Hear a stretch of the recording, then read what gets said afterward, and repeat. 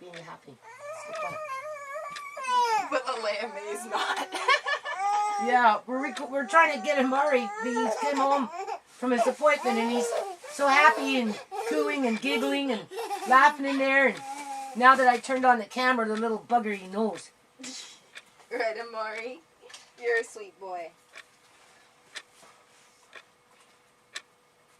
Oh, now everything's quiet. What the hell? Everybody was gooing and laughing and carrying on in there. Okay, that's fine. Well, so much for that. Okay, people, so now it's, what is it, October 18th, 2019. I'm in Auntie ShaMay's room right now, just organizing a little bit because stuff has been coming in here, right?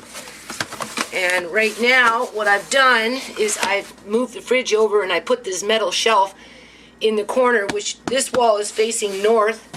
So this wall here is quite cold. And then, well, it's not really, that wall is facing north. So when you touch the wall, it's cool, right? And because this one is like on the north, whatever it is, east or whatever, this wall is somewhat cold. And then right next to this metal shelf is the fridge. And we know that on the outside of the fridge, for the most part, you know, minus a few areas, it's cold, right? So, because of that, you're kind of making yourself a little cold room, right? Now, I closed the vent up there, so hopefully that will cut back on some of the heat coming into this room. And then I want to open the window a bit, but I don't want rats crawling through it, and there's no screen on there. Something happened to the screen. So I'm either going to look around for a screen or make a screen or do something before I'd keep the window open. Ideally, I'd like to keep the window open a bit, but because it's on the main floor, you know, in the basement type of thing, at this point, without a screen, I can't do it. So I did close the vent, and what I'm doing right now is I'm just stacking, I'm taking out some of these jars in the boxes because, you know, you put the glass, right now they're cold because they were over there, but I'm a little concerned about bringing them in here and then eventually closing the door with the heat. So you want to find the coldest walls and then you insulate. So I'm taking them out of the box and I'm putting them directly on the metal because the metal itself is a conductor, right? The metal will draw in coldness. So that kind of acts like a little mini fridge. That's what I'm trying to tell you, right? Because you want to keep them in the dark, cool, right? So eventually these will be covered up. Eventually these will be covered up. Like the shelf itself, I'll hang a blanket over it, which will keep the coldness in the whole area, right? So that's how you kind of build in, like I said, a little mini cold room, right? I like these boxes, so I'm going to save these boxes. And then I've got this box here.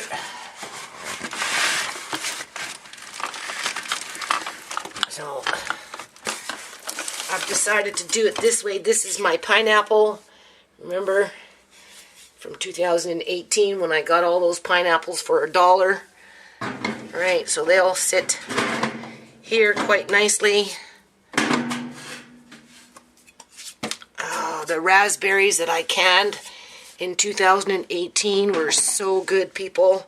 They're right here. Oh, they are so good. So good, man. So next year when the raspberries come, guess what I'm doing? I'm canning raspberries. Yeah, I like them like that. So I will show you here in a second. All right, what I'm doing.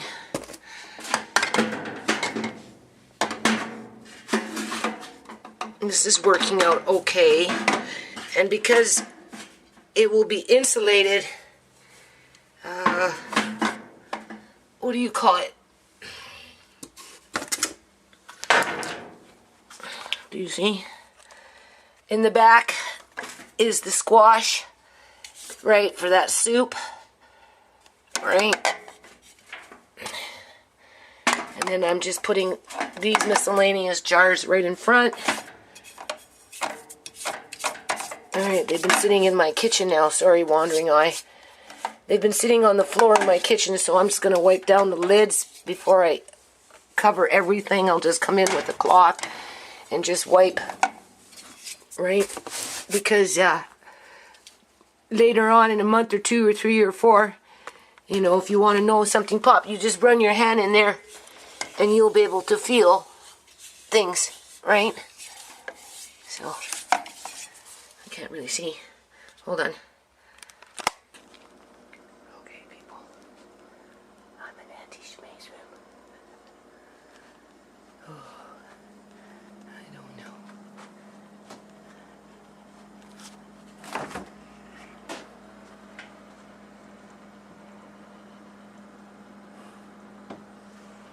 Here's my fermented cucumbers.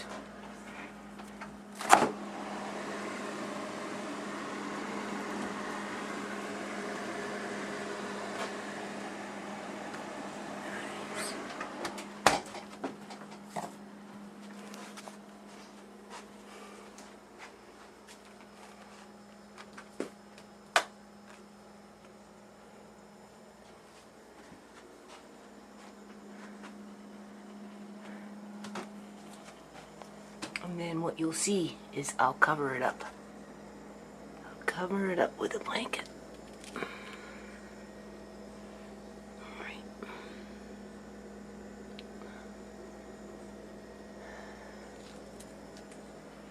Worked out pretty good. Here's a little outfit that I made a long time ago.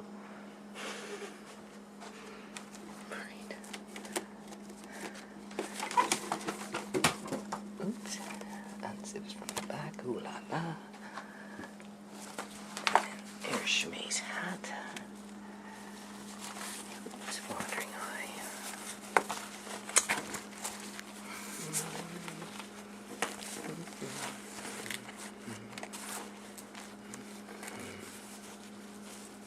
Anyway, it's 2014. Can you see that? Well, the light went off. I haven't had this picture up, people, actually, for a very, very, very long time.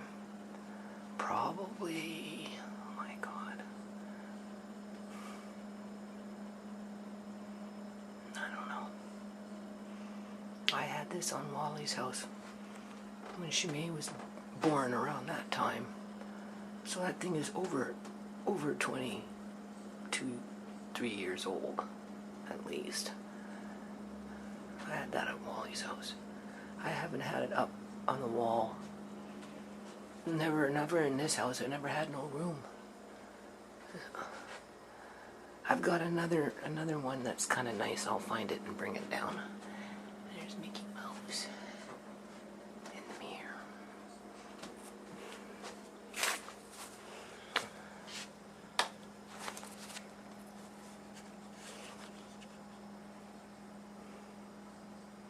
Changes colors. I bought that. You know when I bought this? I'll tell you when I bought this. Again, when I was living at Wally's house, and I just started working on a non-profit. And I wanted to have my little kid dances. Teenagers and young people, right? Just whatever. Of course, adults, but just I wanted to have my dances, my after hours, and my hall parties, and boogie woogie fundraise for the community. So I bought that, among a few other things that are still kicking around the house. So as time goes by, I'll bring in a disco ball. Okay? And where I got it right now, it's up in War Room 1. And it's not doing anybody good in there right now, so maybe I'll drag that out and bring it down. That'll be fun. Okay, so I'm upstairs now. Do I take the time to turn off the camera, people?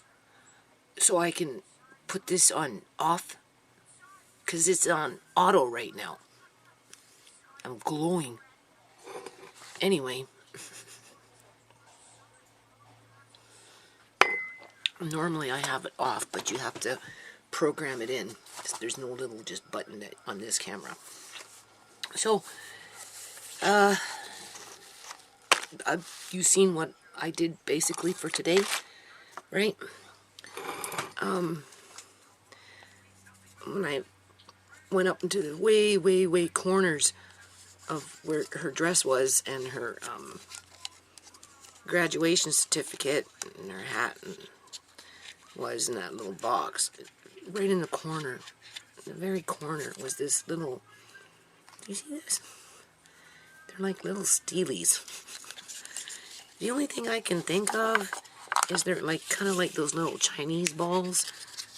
I have them to meditate and exercise with. You go like this in your hand, and you know, you just around and around, and then you go the opposite direction if you can. These ones are hard. Right. Oops, sorry. And then you do both, right? Around and around and around. And that exercises your heart and whatever, right? That's the only thing that I can think what those would be used for. So, maybe I'll do that. Oh, you hear Nana now, do you? I was downstairs. When I came up, I was quiet. You hear me, do you? Mm-hmm. Nana? Nana? Yeah, I hear you. Anyway, I'm not going to keep this very long. Just going to touch base on a couple of things. Just to let you know, I have contacted 2 lawyer offices out here, people, in the last 2 weeks, or whatever it's been. They're personal injury, right? Brain injury, malpractice, car accidents, you know, blah, blah, blah. And they have both refused me. One says, thank you for contacting so-and-so lawyers. Unfortunately, so-and-so cannot assist you with your inquiry. We do apologize for this inconvenience, even though on their website they plastered that they do everything that applies to me and my family.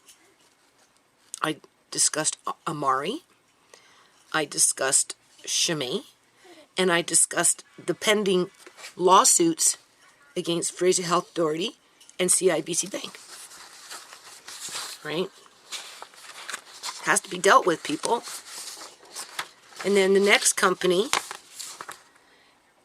sent me an email, because this last one, I said it was all done through computer and phone, but she phoned me this morning and said this, and I said, well, you need to send me something, an email, to confirm this. And then, of course, they're referring me for feel free to contact the Law Society of British Columbia. Right? And perhaps you may be able to find you a suitable representative. Suitable. Okay? And then the first one, this was their email. Thank you for contacting so-and-so regarding your situation. I didn't get into too much detail. It was just, you know, you go onto their website and they say contact us, and then they want, you know, your email and your name and just a short little whatever it is, right? So you send it off, and this is the email that I got back. And I posted what I sent these people, right, on one of my videos. Because, I mean, how else can you say what's been going on other than what I've been saying, right? Anyway, regarding your situation, unfortunately, we feel as though we would not be able to add any value to your circumstances.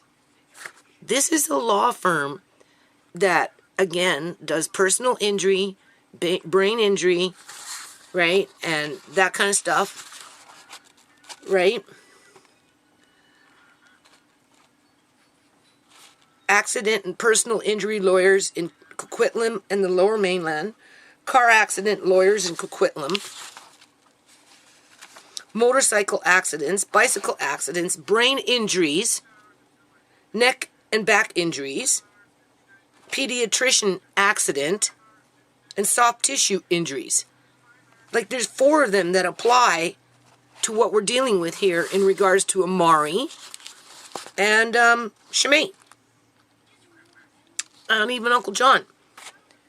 Right? What are they going to say? It was an accident that they medically kidnapped him? So, I just want you to know, I've contacted 2 companies so far. Because, going in by myself it's a slam dunk for them. Doesn't matter how much evidence I have, people. I was telling Tisha that I'm thinking maybe part of the problem is because they know that they're going to be dealing with criminal activity, and because of that, they don't want to get involved. Right? Because, I'll be citing the Criminal Code of Canada, not to mention some of these rules, legislations, and acts that apply to the province of British Columbia. It's just another runaround like it was with Uncle John. Right? And then they cut you up for not coming in with a lawyer. And when you try and find a lawyer, you either find them that they're insulting you, like they did with Uncle John. Right? That one lawyer insulted me. Right? Well, actually more than one lawyer insulted me. As soon as I went and sat down for pro bono to discuss, even to be able to talk about pro bono, that man was insulting me. Right? So they use lawyers to intimidate you and to insult you. Right? So anyway, yes. Now, somebody has sent me an email, a Mr. Ross. Right? I'm not answering the email, first of all, because there's too much gigamaroo in there in terms of, I don't know why there's all this extra numbers and letters and, and just information that is completely unnecessary and takes away from what you wrote. Like, I'm not going to sift through all that. My eyes are bad. It's not cool, right? The second thing is, I don't have time to sit there and chat through Gmail or any email about life circumstances that I cannot change, right? If you want to write me and tell me your story and I can talk about it, I can do that. But outside of that, my only advice would be to try and avoid those situations where your life is in danger, right? If you feel that your life is in danger, then, you need to learn to avoid those situations as best as you can. And sometimes just removing yourself from those situations is the best. That's what I was trying to tell ShaMay. Although she just didn't have enough time to do it. So, if you really feel that your life is in danger and people are trying to hot cap you so that you can, so that they can benefit from your demise, then maybe you should think about moving or changing the people that you associate with. Maybe filing a lawsuit, filing a complaint. I don't know. I don't know. I just know that the world is messed up. And a lot of people have a lot of problems. Right? And a lot of our problems are created by other people that want to create problems. So, I'm not ignoring you. Just, that's what I'm trying to say. Just don't think that I'm ignoring you. Okay? I have to space my time here. So, that's it for now.